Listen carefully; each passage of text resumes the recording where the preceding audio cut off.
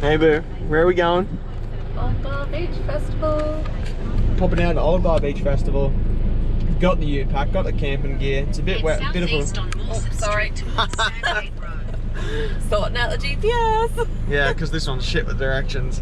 Got all the gear packed in the back. We got the old rust bucket ute. It's amazing the sort of places you can go in an old shit box like this. Isn't that right? Yep. We've had more fun in this rattly old piece of crap than we have in most of the cars we've owned. Gets you from A to B. Yeah, that's for sure. Yeah, so we're heading up to Old Bar Beach Festival. It's like a Kombi sort of festival. It started off apparently, and so there's a bit of history behind it. It's 15th year running this year.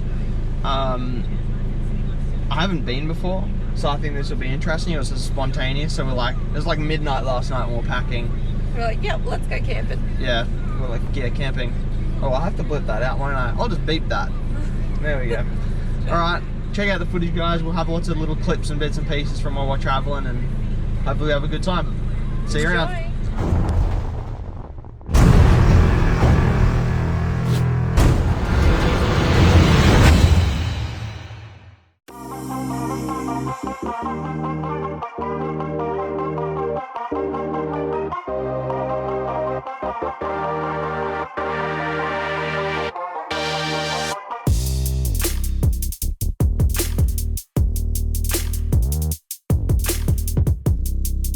Hope no one's afraid of insects. There's plenty of bugs at this place.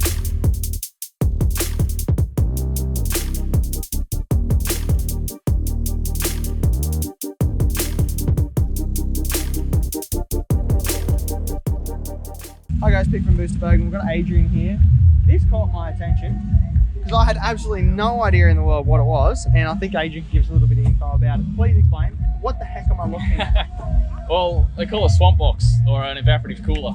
It's a old school type of air conditioner that turns warm, dry air through some straw or hay with water inside it into cool air that goes into the cab of your car through the vents.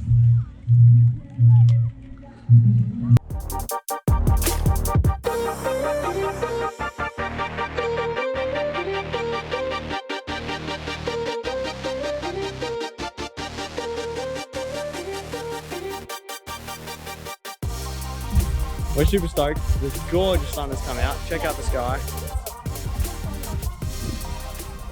This has got even more rust than the rattle box. I love this. It's got the little rabbit traps on the front bumper, and then just all done. I love it. I think it's so cool. Reminds me of the ute. It's just that little bit too far. It's almost like a colorbond shed on wheels.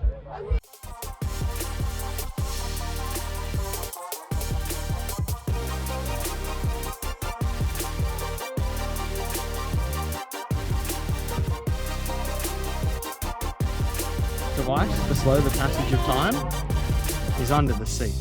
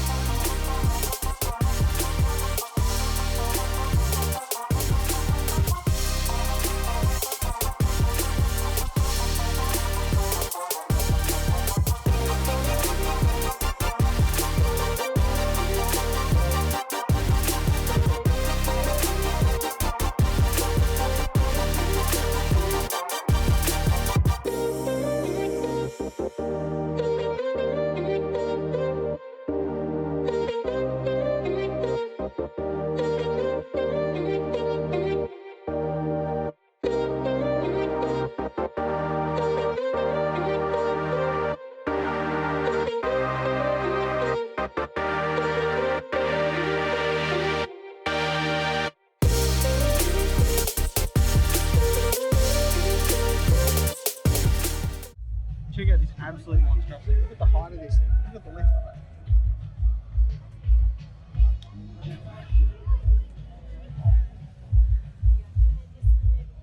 my favourite parts is I love just that little smidge of camber it has on the rear.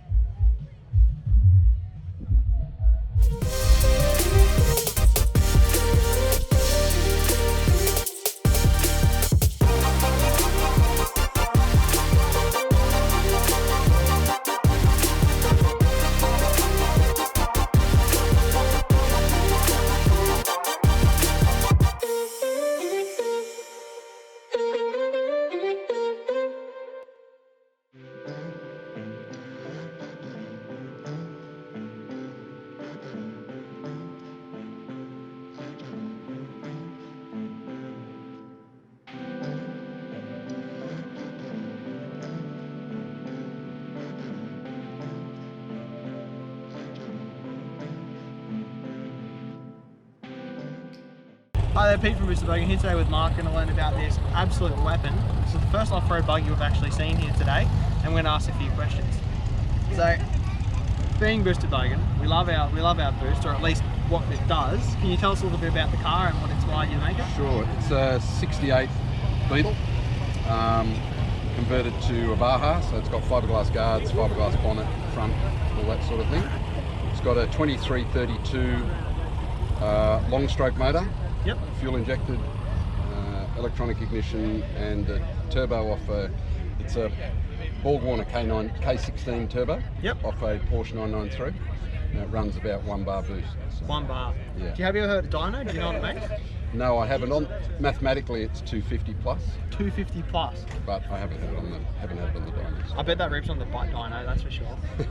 You say you take it out on the dunes. Does it ever want to kick the front end up? Because obviously they're rear heavy, it's out of factory, and then you've got this, because obviously you put a much bigger setup in it, you've brought this weight back a bit. Does it ever want to kick up on you? Yeah, no, it doesn't. Not with these wheels. Not with these It wheels? takes an awful lot of torque to lift the front wheels off the ground, and you've got to have a really good grip in the right places to make that happen. Okay.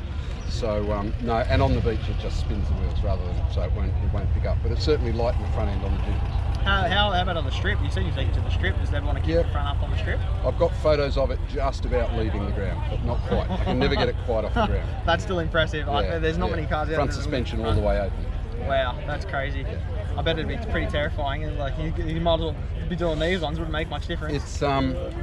It's okay on the strip because you don't really get too fast. Yeah. Like on the strip, you know, you're sort of 105, 110 mile an hour. Mm-hmm. But anything over that, it gets very, very, very light. So if on the racetrack and down a straight, you get to over 100 miles an hour, it's very, very light.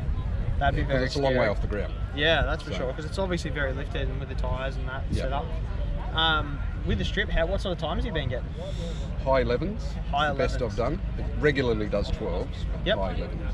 See, that's not bad. You got to look at it. There's not many cars that'll get in the 11s that you can then swap the wheels, take it to the beach, thrash up some dunes, be finished with that, and then duck down the fish and chip shop. That's pretty impressive. Exactly so right. Yeah, to very, very drivable motor car.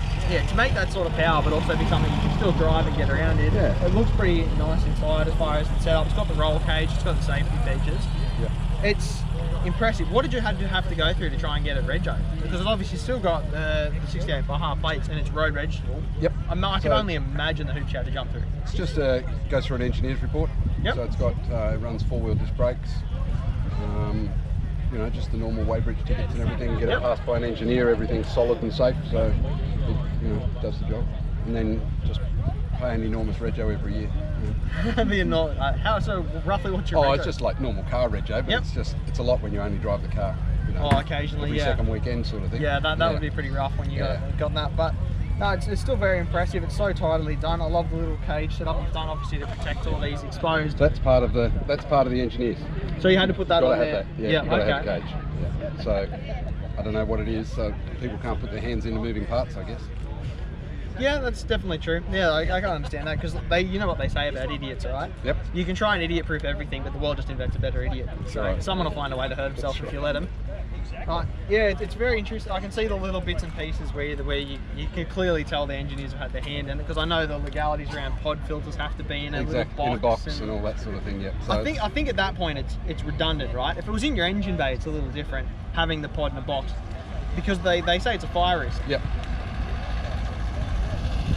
I see no problem with this. No, I know. It's outside the car already. It's Yeah. not like you're going to have a problem with your firewall. You're sitting about 2 meters in front of the motor, but some of the stuff. I don't make the rules. Yeah. I just abide by them. Yeah. That's a bit of fun. All right, thanks so much. Appreciate your Pleasure. time. Absolute pleasure. Thanks.